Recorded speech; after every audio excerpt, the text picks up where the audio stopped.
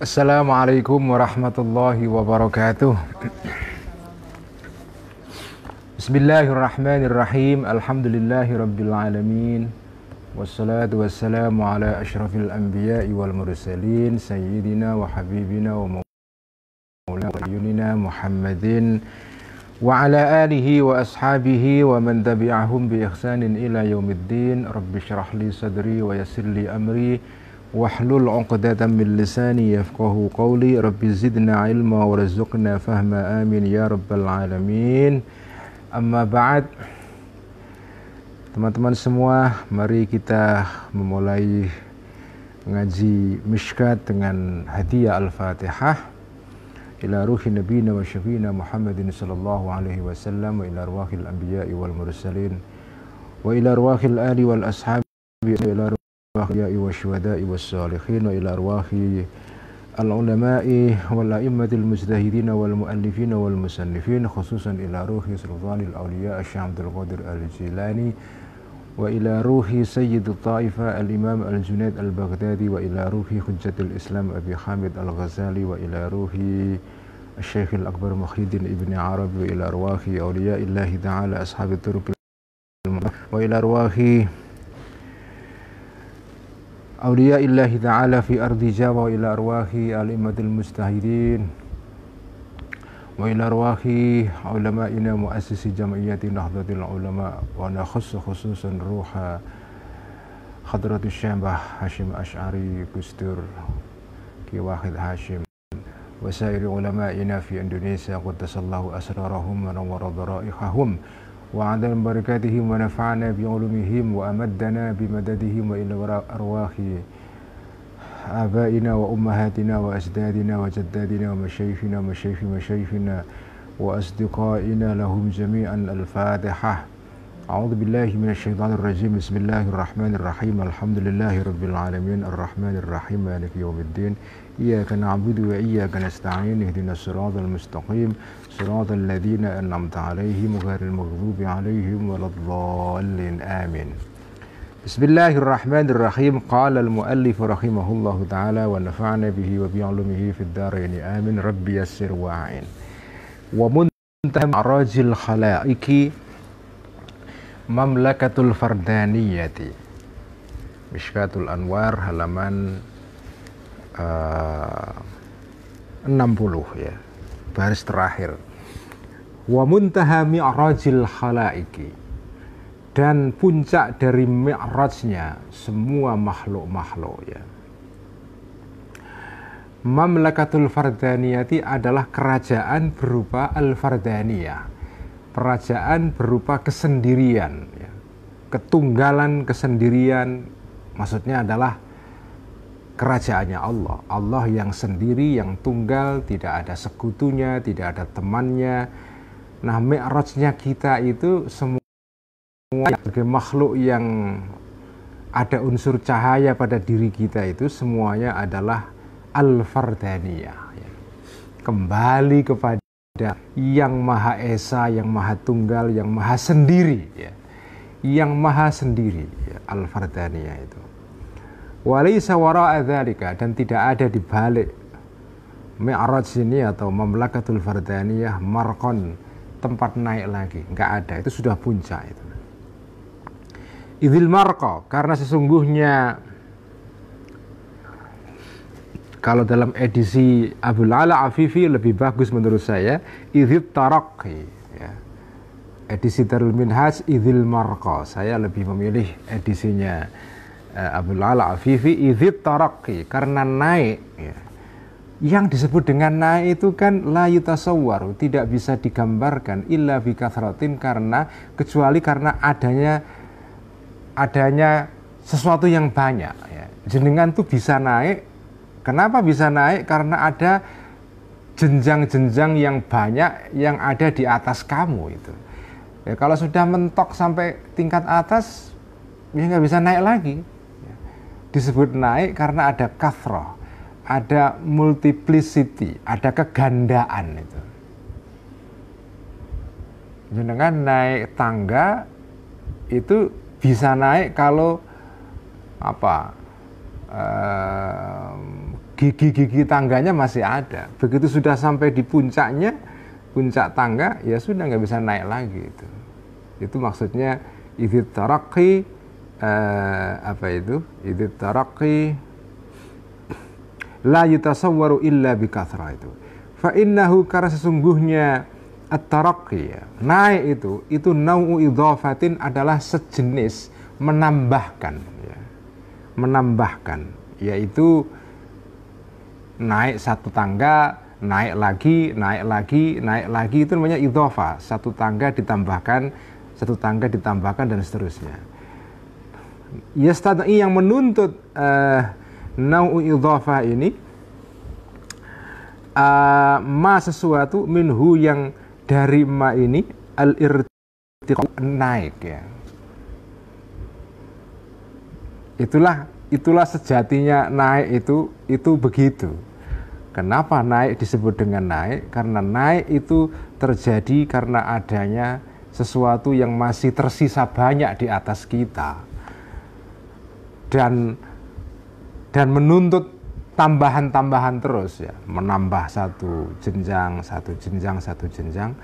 ya, tambahan-tambahan yang menuntut kita naik terus itu. Wa ma ilaihi, dan tujuan ilaihi yang kepada ma ini, al-irtiqa'u, naik itu. Ini sebetulnya jenengan kalau amati ya, apa yang dikatakan, ditulis atau diterangkan oleh Imam Ghazali ini sebetulnya mungkin bagi jenengan yang tidak terbiasa menganalisa atau ngulik itu meneliti barang sampai dalam itu, yang nggak biasa ngulik itu mungkin nggak sadar bahwa ini sesuatu yang menurut saya keren itu. Jadi di sini digambarkan apa sih naik itu. Kan nggak pernah bayangin kan apa itu naik. Kenapa disebut dengan naik? Ya kalau orang yang nggak biasa mikir, nggak biasa ngulik sesuatu masalah, hal-hal seperti ini akan lewat saja. Yang disebut dengan naik adalah karena adanya kathroh ya. Naik itu bisa terjadi karena adanya banyaknya sesuatu, jenjang-jenjang, dan kemudian ada sesuatu yang harus ditambahkan, dengan naik 3, naik 4, 5, 6 terus ya. Dan ada tujuan yang dituju, wa ma ilaihil irtiqa ya. Dengan naik itu pasti ada titik finalnya itu. Itulah sejatinya naik. Jadi ini perkara yang daqiqah, yang lembut ya. Wa idzartafa'at, dan jika hilang al-kathratu, banyaknya sesuatu, banyaknya jenjang itu. Kalau banyak itu hilang ya, kebanyakan atau pluralitas ya, kalau hilang itu sudah nggak ada tangga lagi di atasnya, maka haqqat ya. Kalau kathroh itu hilang, kalau keragaman itu hilang, maka haqqat, jadi nyatalah al-wahdatu, kesatuan, ketunggalan itu. Kalau hilang keragaman, maka yang tinggal hanya satu. Kalau naik sudah sampai di puncak, ya sudah, nggak bisa naik lagi, karena sudah sampai ke titik akhirnya, yaitu Allah Subhanahu wa Ta'ala, kira-kira begitu. Dan wabatalat, dan batallah, dan hilanglah al-idhafatu, idhafah, tambahan-tambahan, atau relasi-relasi, hubungan ya. Kalau sesuatu itu sudah satu, itu nggak mungkin ada relasi ya. Relasi itu, hubungan itu, kalau sesuatu itu ganda, 2, 3, 4, 5, 6, itu ada relasi. Kalau sesuatu itu satu, nggak bisa relasi lagi, karena relasi itu hubungan ya. Kalau jenengan itu ada 2, 3, masing satuan-satuan ini bisa berhubungan satu dengan yang lain.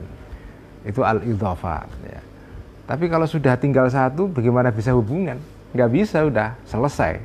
Jadi al-idhafat, relasi itu selesai pada Allah itu. Begitu jenengan sampai kepada Allah, segala bentuk relasi, hubungan-hubungan ya, itu hilang semua. Karena Allah tidak perlu ada idhafah. Allah sudah cukup dengan dirinya sendiri. Nggak perlu dihubungkan dengan yang lain supaya dirinya cukup ya. Kalau yang lain-lain nggak bisa kalau nggak ada idhofah. Ya. Jenengan ini sebagai makhluk nggak mungkin nggak idhofah itu. Kenapa? Karena jenengan sifatnya banyak ya. Jenengan perlu idhofah, perlu tambahan, perlu bojo, perlu teman, perlu kawan, perlu tetangga, perlu macam-macam ya. Semua makhluk selain Allah itu perlu idhofah, perlu relasi tambahan itu. Watahat dan menjadi hancur al-isyaratu isyarat-isyarat ya. Begitu sudah sampai ke tunggalan, jenengan tidak bisa lagi mengisyaratkan atau mengisyarati itu. Jenengan nggak bisa lagi menunjuk kepada siapa, tinggal satu itu ya. Jadi pada tataran Tuhan itu namanya isyarat itu sudah hilang ya, keragaman hilang, idhofah hilang, falam yabqa maka tidak tersisa ulwun atas, wala suflun dan tidak bawah, tidak ada atas, tidak ada bawah, wala nazilun wala murtafiun, tidak ada naik, tidak ada turun, tidak ada turun, tidak ada naik. Sudah selesai. Fastahala maka muhallah, menjadi mustahillah at-taraqi naik, juga wastahala dan menjadi mustahil al-uruju ya naik juga al-uruj itu ya. Kenapa? Falaisa wara al-a'la ulwun, maka tidak ada wara al-a'la di balik yang paling atas, ulwun yang atas lagi. Wala ma'al wahdati dan tidak ada lagi bersama ketunggalan kathratun keragaman, sudah nggak ada lagi. Wala ma'antifa'il kathrati dan tidak dengan hilangnya pluralitas atau keragaman urujun naik lagi, karena sudah nggak ada lagi tangga yang mau dinaiki, ya sudah selesai, nggak ada naik lagi. Itulah situasi orang kalau sudah sampai di final destination ya, di tujuan akhir, sudah selesai.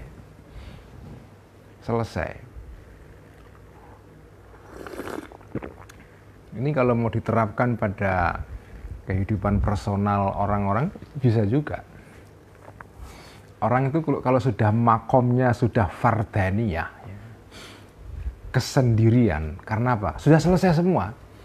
Sudah selesai dengan masalah pribadi, dengan masalah harta, dengan masalah dunia, masalah udah nggak butuh semua itu. Kalau orang sudah nggak butuh lagi relasi-relasi, hubungan-hubungan dengan yang lain-lain, karena dia merasa sudah cukup dengan apa yang dimiliki itu mirip dengan makom fardaniyah yang hakiki, yaitu makom ketika orang sampai kepada Allah itu, dengan sampai kepada itu fana itu ya, melebur bersama Allah itu. Nah, tapi secara sederhana fardaniyah itu juga bisa terjadi dalam kehidupan personal orang per orang. Jenengan kalau sudah sampai kepada makom ini itu tenang sekali. Karena apa? Sudah nggak butuh ini, nggak butuh itu, nggak merasa. Karena nggak butuh ini, nggak butuh itu, nggak cemas lagi. Orang mau begini, mau begitu, dia sudah nggak peduli. Karena apapun yang dilakukan orang lain tidak akan mencelakai dia. Dia sudah merasa cukup dengan yang ada, ya. Sudah selesai dengan dirinya, sudah nggak butuh status eksistensi diakui orang lain, udah nggak butuh semua itu. Nah, orang yang sampai kepada makom fardaniyah ini hidupnya nggak rempong lagi udah. Ya. Itu fardaniyah yang tingkat sederhana itu. Apalagi sampai fardaniyah yang tingkat paling puncak, yaitu ya fardaniyah yang sesungguhnya, dengan sampai kepada wusul atau sampai kepada Allah itu. Udah yang dalam Al-Quran digambarkan la khaufun alaihim walahum yahzanun. Nggak ada kecemasan, nggak ada kekhawatiran, nggak susah, nggak galau. Selesai. Hidup itu seperti jenengan sudah di tengah samudera, itu udah selesai. Nah, ya kalau jenengan bisa sampai kepada level itu ya luar biasa. Dan mungkin kita juga melihat kok sosok-sosok di sekitar kita yang kira-kira orang ini kayaknya kok sudah fardaniyah ini. Apa maksudnya? Sudah selesai dengan segalanya. Nggak perlu lagi pengakuan sosial, nggak perlu lagi nambah follower, nggak perlu semua udah. Mau nggak perlu di like, nggak perlu di ini, udah selesai semua. Ya. Orang mau like dia atau nggak peduli. Ya. Orang mau follow dia atau nggak peduli. Kenapa? Karena sudah fardaniyah itu. Fardaniyah itu ya. Jadi sudah selesai, udah nggak ada naik lagi. Udah pol itu ya. Fa in kana, maka jika ada, maka jika terpaksa, itu kira-kira gitu ya. Min taghayyuri halin berupa, ini minnya min zaidah, jadi ini fa'ilnya kana. Jika ada min taghayyuri halin, yaitu perubahan keadaan ya. Fa bin nuzuli, maka turun ila sama'id dunia, kepada langit dunia. Paling orang kalau sudah sampai fardaniyah itu, karena sudah nggak bisa lagi naik, paling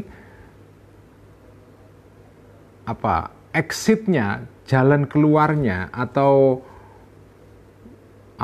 langkah berikutnya yang bisa dilakukan itu fa in kana min taghayyuri halin. Jika dia kepingin menghendaki ada variasi keadaan, karena sudah nggak bisa lagi naik, sudah nggak ada lagi, sudah sampai kepada wusul kepada Allah, apalagi sudah nggak ada lagi naik di atasnya. Nah, kalaupun ada sesuatu yang berubah, artinya harus bergerak ya, maka fabin nuzuli, maka turunlah ila sama'id dunia, kepada langit dunia. A'ni maksudku bil isyrafi, dengan melihat min ulwin, dari atas, ila suflin, kepada arah bawah itu. Li'annal a'la, karena sesungguhnya sesuatu yang atas, yang paling atas, lahu bagi a'la, asfalu, ada arah atau dimensi atau ada arah yang lebih bawah itu. Kalau ada atas ya ada bawah. Walaysa lahu, dan tidak ada bagi a'la, tempat yang paling atas, a'la lebih atas lagi karena sudah paling atas ya. Jadi orang yang sudah sampai kepada maqam fardaniyah, paling yang terjadi adalah seperti Kanjeng Nabi, Mi'raj sampai ke Sidratul Muntaha, ya turun lagi. Mau kemana lagi? Udah di atas Sidratul Muntaha, udah nggak ada lagi tempat yang lebih atas lagi. Jadi yang terjadi ya turun. Cuma, nah niki, jenengan kalau sudah pernah mengalami fardaniyah, pengalaman fardaniyah turun, itu jenengan mengalami transformasi, perubahan yang radikal dalam kesadaran jenengan ya. Jenengan kalau di dalam bahasa Mishkat sebelumnya itu kayak tubaddalul ardu ghairul ardi ya. Bumi seperti berubah total. Ya, buminya masih bumi yang sama, tapi jenengan cara melihatnya itu dengan angle yang berbeda. Begitu jenengan sudah pernah mengalami pengalaman fardaniyah ini, terus turun lagi, maksudnya melihat keadaan dunia ini, jenengan sudah punya perspektif baru, perubahan paradigma. Itu seperti orang yang sudah pernah mengalami pengalaman pencerahan. Begitu dia pernah mengalami pengalaman itu, setelah itu dia akan melihat segala hal dengan perspektif baru. Melihat teman-temannya, tetangganya, hubungan-hubungan sosial, pekerjaan, harta, jabatan, semua itu dilihat dengan mata yang baru. Seolah-olah bumi itu berubah ya. Tubaddalul ardu ghairal ardi was samawat. Langit dan bumi seperti berubah, melungsungi ya. Bumi dan langit itu seperti berubah kulit. Ya padahal masih sama, bumi yang sama, langit yang sama. Cuma cara jenengan melihat masalah itu sudah berbeda. Ya ini contohnya misalnya, contoh sederhana, jenengan habis sekolah di luar negeri sampai S3 dapat doktor. Sudah habis kuliah di luar negeri sampai doktor 5, 6, sampai 7 tahun. Pulang ke Indonesia. itu pasti berubah. Indonesia tetap sama Indonesia yang ditinggalkan 7 tahun yang lalu dengan Indonesia yang dia kunjungi 7 tahun kemudian. Ya kira-kira tidak ada perubahan yang signifikan. Ya tetap Indonesia yang sama. Tetapi orang yang sudah selesai sekolah dari luar negeri 7 tahun, balik ke tanah airnya, pasti melihat segala masalah dengan mata yang berbeda. Itu maksudnya ungkapan tubaddalul ardu ghairal ardi. Bumi yang sama tapi berubah menjadi bumi yang berbeda. Apa? Kenapa? Karena paradigma kita sudah berubah. Nah, itu baru sekolah saja, baru sekolah S3. Nah, bagaimana kalau para wali-wali tidak hanya sekolah, dia mengalami pengalaman fardaniyah. Wah, udah betul-betul. Makanya matanya para wali-wali itu beda dengan mata-mata kita ini. Begitu mereka melihat masalah itu beda banget. Angle-nya itu beda. Fahadhi, maka ini hiya adalah ghayatul ghayati, puncak dari segala yang puncak, wa muntahatil tolibati, ya, wa muntahat tolibati, dan puncak dari sesuatu yang dicari, ya. Ya'lamuhu, mengetahui hu kepada muntaha ini, man orang ya'lamu yang mengetahui, man orang itu hu kepada muntaha. Wa yungkiru, dan mengingkari, tidak mempercayai hu kepada muntaha, man orang yajhaluhu yang tidak mengetahui orang itu hu kepada muntaha. Orang yang nggak pernah mengalami pengalaman ini yang nggak percaya. Ya nggak apa-apa nggak percaya. Tapi orang yang pernah mengalami ini atau bisa pikirannya menjangkau, dia percaya. Kalau orang yang nggak pernah mengalami ini, masa sih? Apa yang beda? Ya sama kok, buminya tetap bumi yang sama, Indonesianya tetap Indonesia yang sama. Apa yang berubah? Nggak ada. Nah, ya akalnya nggak nyanda, ya sudah, nggak usah diajak debat. No debat gitu kalau bahasanya Pak Amal itu, no debat. Pokoknya kalau kamu nggak pernah ngalami ini, udah nggak bisa bayangin itu, ya. Inilah orang yang sudah pernah ngalami fardaniyah. Nah, jadi kan, tapi ini ilmu agak tinggi, ya. Bisa menjadi bahan renungan untuk hidup sehari-hari, tapi jangan kejeron, ya. Jangan kejeron. Miskat ini kalau jenengan pikirkan terlalu jero, itu kalau jenengan belum sampai makomnya itu, ya bisa geleleng, kalau bahasa Jawa itu geleleng itu. Jadi ya pokoknya kalau jenengan mampu, monggo direnungkan, ya, untuk memperkaya pengalaman kita dalam hidup sehari-hari. Itu kan kayak kemarin, ya, teorinya atau ajarannya, doktrinnya Al-Ghazali mengenai cahaya. Itu bagus sekali untuk merenungkan keberadaan kita sebagai manusia ini. Bahwa wujud itu cahaya. Cahaya itu berbeda-beda kekuatannya. Orang bisa melihat itu. Bagaimana masing-masing orang itu kualitas cahayanya beda-beda itu. Jangan bisa ngamati itu kan. Oh, orang ini cahayanya kuat sekali, ya. Saking kuatnya sehingga bisa belerengen orang itu. Belerengen itu apa? Silau, ya. Kalau di samping orang yang cahayanya kuat, itu silau banget. Menatap wajahnya pun kita nggak kuat itu. Ya kenapa? Jangan menatap wajahnya. Kalau jenengan pernah sowan ke dulu almarhum Mbah Maimun Zubair gitu, nggak kuat kita natap itu, nggak berani kita kan. Kenapa? Karena cahayanya begitu kuat. Kita silau, belerengen itu, ya.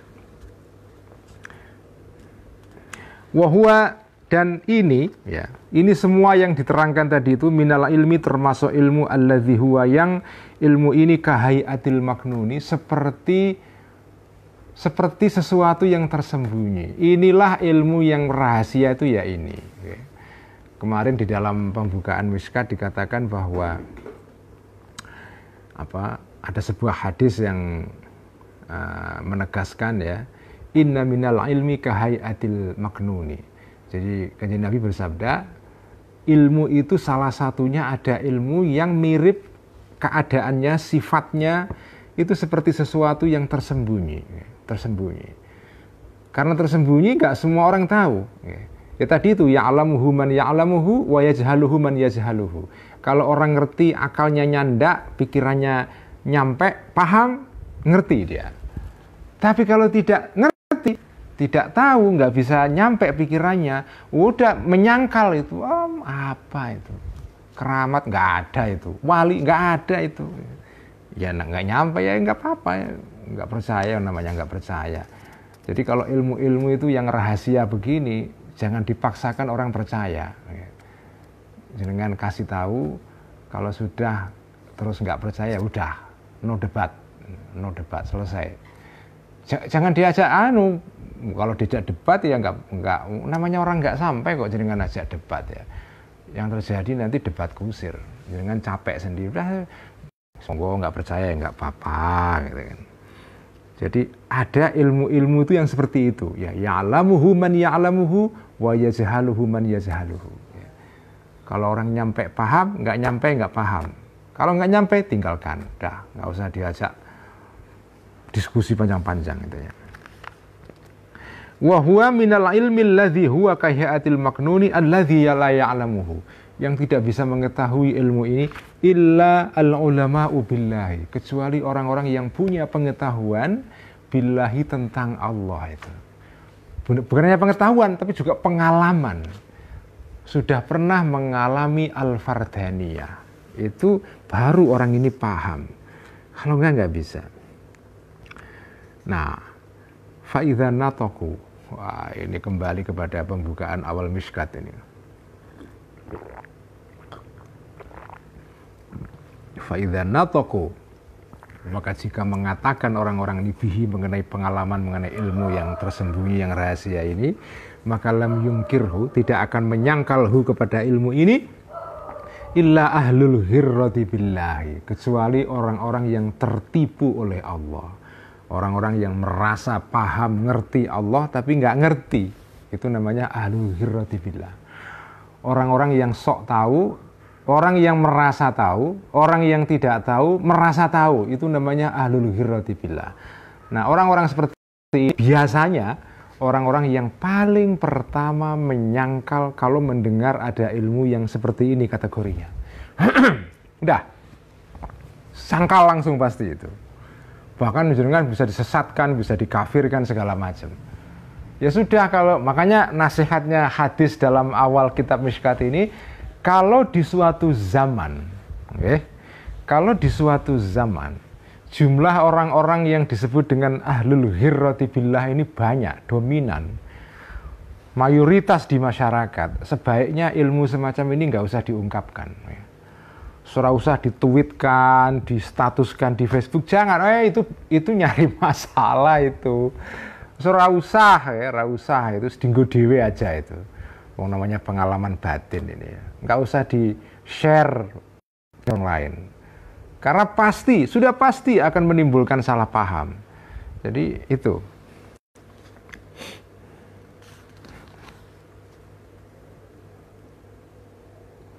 Wala yab'udu, dan tidak jauh, maksudnya tidak mustahil ya.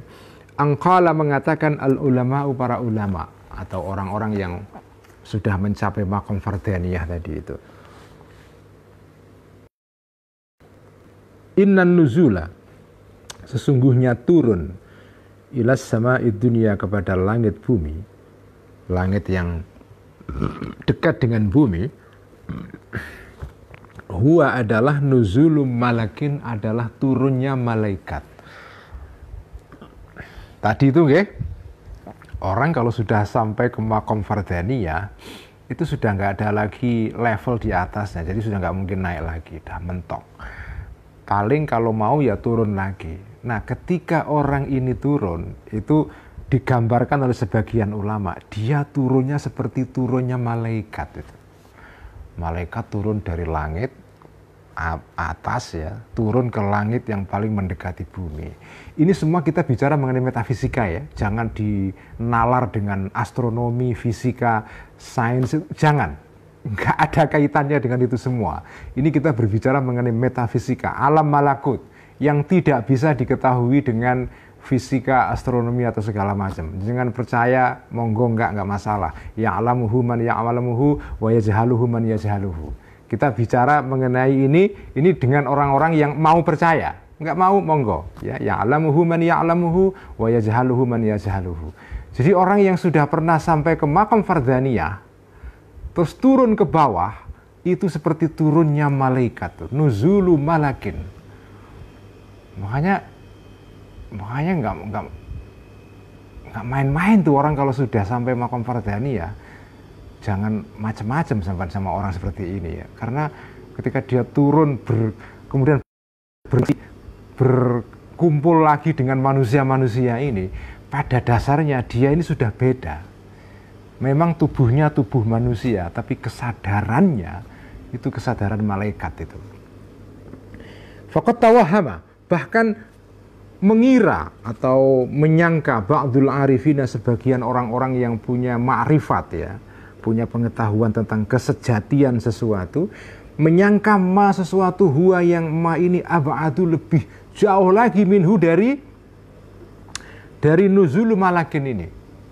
Bahkan sebagian ada yang mengira tidak sekedar nuzulu malakin, menjadi orang itu turun seperti malaikat. Enggak, dia mengira bahkan dirinya itu Tuhan. Itu yang disebut dengan ab'adu minhu itu. Dia merasa dirinya itu sudah seperti jadi Tuhan. Ya, artinya memang dia lagi, kemarin dibayangkan ini orang yang lagi mabuk ya, lagi mengalami pengalaman apa itu sakar atau mabuk itu. Nah, kalau orang sudah mengalami pengalaman itu seperti Abu Yazid al-Bustami, al-Hallaj ya, itu bukan saja dia turun ke dunia sebagai malaikat, enggak, dia kesadarannya seolah-olah dia ini ya seperti Tuhan. Sampai ya itu Abu Yazid al-Bistami mengatakan ma fi jubbati illallah ya. Di bajuku ini tidak ada sesuatu selain Allah. Di dalam bajuku ini yang ada hanya Allah. Artinya apa? Dirinya itu Allah itu.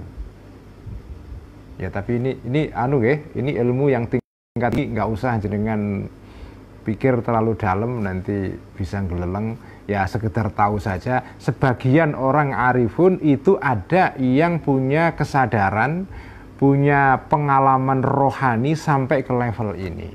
Tidak saja level kemalaikatan, tapi juga ketuhanan itu.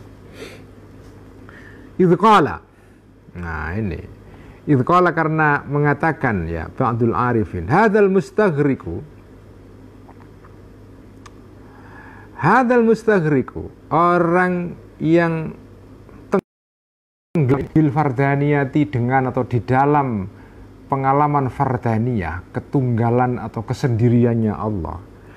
Aidan juga lahu, bagi orang ini nuzulun, turun. Memang setelah dia naik sampai ke makam fardhaniyah, dia bisa turun ilas sama'id dunia, kepada langit dunia, kemudian ke bumi, kemudian berkumpul lagi dengan anak istrinya, tetangganya, teman-temannya. Artinya ya menjadi manusia sosial kembali. Setelah mi'raj sampai ke makam fardhaniyah, turun ke bumi lagi menjadi manusia biasa. Tetapi dia mengalami perubahan kesadaran. Wa inna dzalika, dan sesungguhnya turun kepada langit bumi, langit dunia itu, huwa adalah nuzuluhu, turunnya dia ila isti'malil hawasi, kepada memakai indera. Jadi yang disebut dengan turun ke langit dunia itu maksudnya adalah dia siuman dari mabuknya tadi itu, kemudian dia menyadari lagi indera-inderanya, matanya, telinganya, hidungnya, penciumannya, ya, dan seterusnya. Dia siuman, sadar kembali, ya, menjadi sober kembali, ya, menjadi sadar kembali. Au tahrikil adai, atau menggerakkan anggota-anggota badan, ya, kayak orang habis di apa namanya kalau operasi itu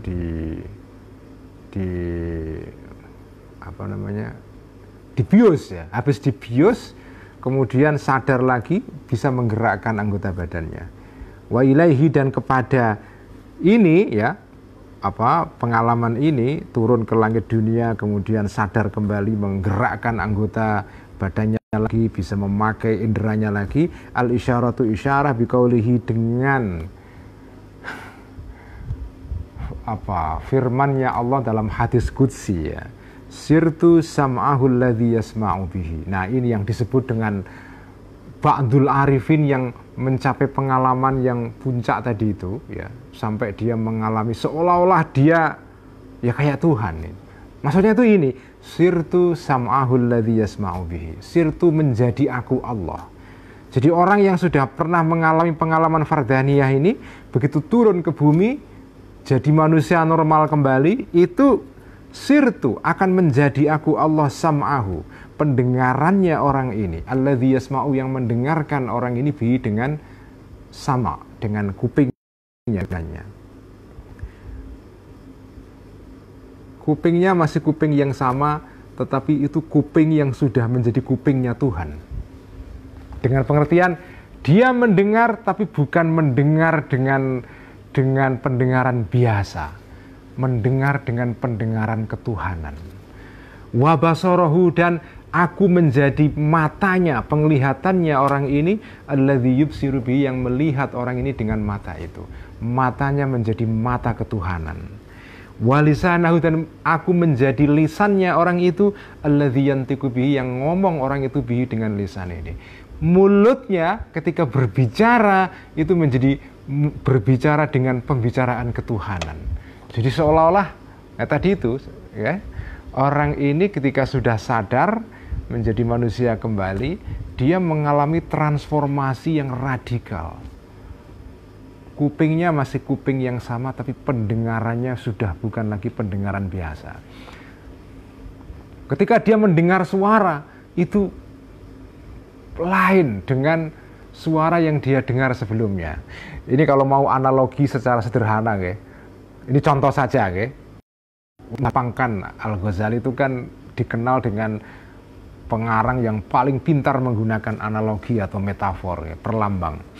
Contohnya, jenengan ini misalnya sekarang ini, tidak ngerti namanya notasi musik. Nggak pernah belajar tentang notasi musik, nggak tentang tangga nada dan segala macam, nggak pernah belajar itu. Jadi ketika mendengar suara ya sudah lewat saja, dengar suara ya suara saja.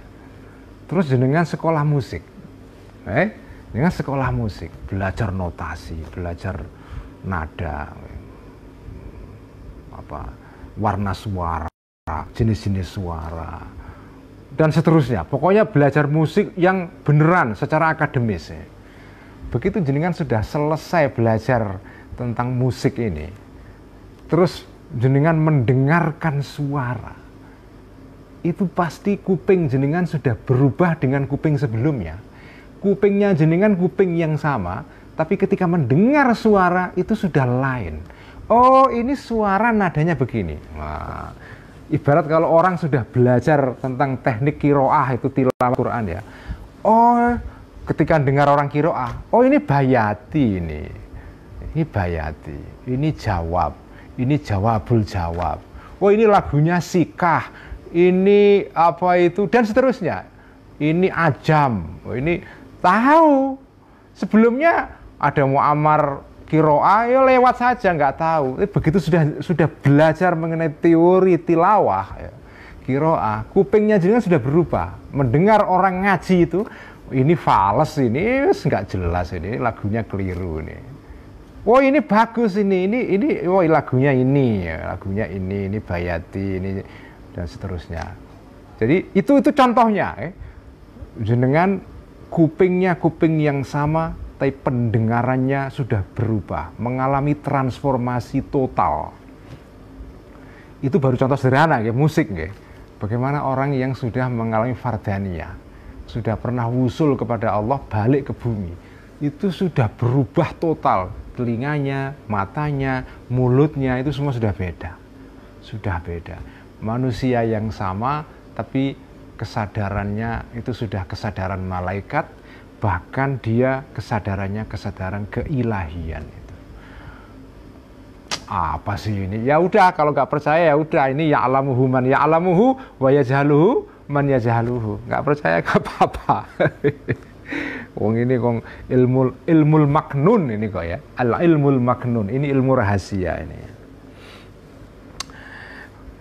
Fa idza kana, maka jika ada Allah ini huwa Allah, sam'ahu menjadi pendengarannya orang ini, wa basarahu dan menjadi penglihatannya orang ini, wa lisanahu dan menjadi lisannya orang ini, maka fahuwa, maka Allah as-sami'u adalah yang mendengar. Yang mendengar bukan lagi dia, tapi Allah pada dasarnya. Wal basiru dan yang melihat, wan natiku yang ngomong. Memang kelihatannya yang ngomong manusia, tapi sebetulnya yang ngomong Gusti Allah ya. Idzan, karena itu la ghairuhu, bukan orang lain. Dengan demikian yang ngomong, yang mendengar, yang melihat itu bukan dia, tapi Allah Subhanahu wa taala, bukan yang lain. Wa ilaihi, dan kepada poin inilah al isyaratu isyarah ya, keterangan biqaulihi, atau ditunjuk referensi. Inilah yang dirujuk biqaulihi dengan apa itu? Dengan firman-Nya Allah dalam hadis qudsi lagi, maridtu falam ta'udni. Ini ada sebuah hadis ya yang apa itu panjang sekali ya. Hadis ini diriwayatkan oleh Abu Hurairah ya, maridtu falam ta'udni. Jadi hadisnya panjang, salah satu petikannya adalah gini, maridtu. Jadi ada orang nanti di akhirat dihisab ya, kemudian ditanya oleh Allah, kamu pernah ngobati aku nggak waktu aku sakit? Itu aku maksudnya Allah. Orang ini heran kan, masa Allah sakit, masa manusia mengobati Allah itu. Maridtu, sakit aku, falam ta'udni, maka tidak membesuk kamu huni kepada aku. Aku dulu waktu di dunia sakit, enggak kamu besuk. Maksudnya Allah sakit. Kok Allah sakit? Maksudnya bukan Allah sakit. Orang-orang yang sakit, orang-orang miskin yang sakit, itu sebetulnya itu adalah tajallinya Allah itu. Manifestasinya Allah dalam manusia. Begitu jenengan tilik atau membesuk orang sakit yang seperti itu seperti membesuk Gusti Allah itu. Itu maksudnya hati. Bukan artinya Gusti Allah itu menjadi orang itu, enggak. Tapi ya tadi itu seperti orang sudah pernah mengalami pengalaman fardaniyah, turun ke bumi, itu sudah mengalami perubahan kesadaran, paradigma, perspektif, cara memandang. Cara pandangnya sudah cara pandang keilahian.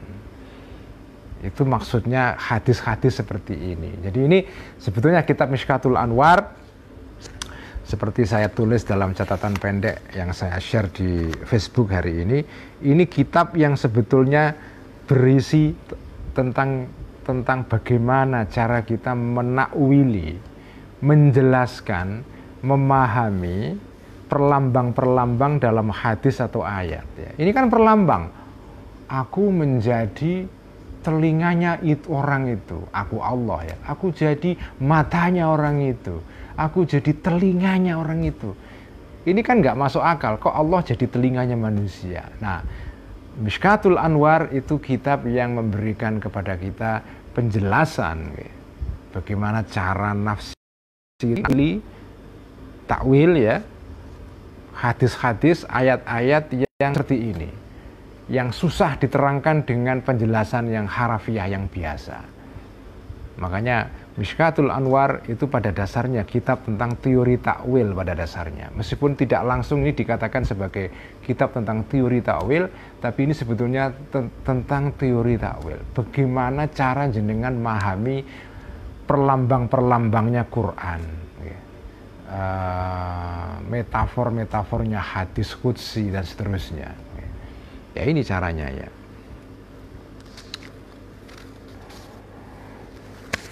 Saya teruskan satu saya kira cukup sekian saja malam ini ngaji Mishkatul Anwar. Malam ini saya kepengen hanya ngaji satu kitab saja ya, Ihya diliburkan dulu karena saya agak ngantuk ini. Banyak pekerjaan hari ini, tadi seharian nggak di rumah saya. Sekian ngaji Mishkatul Anwar malam ini, ngaji Ihya kita ganti besok malam ya. Wallahu a'lam bissawab.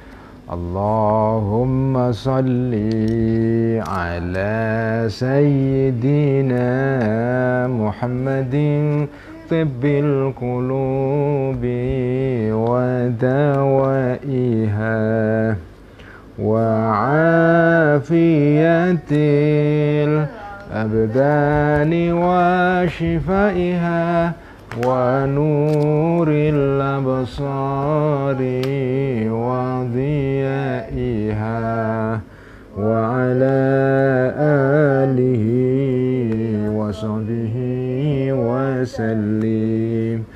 Allahumma salli ala sayyidina Muhammadin tibbil qulubi wa dawaiha wa afiyatil abdani wa shifaiha wa nuril absari wa dhiyaiha wa ala alihi wa sahbihi wa sallim.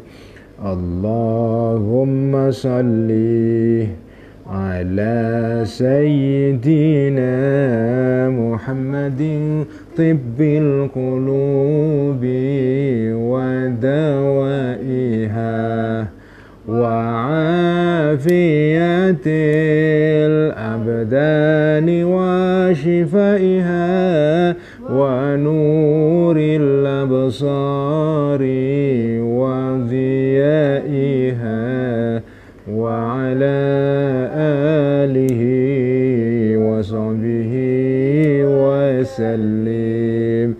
Sekian, wassalamualaikum warahmatullahi wabarakatuh.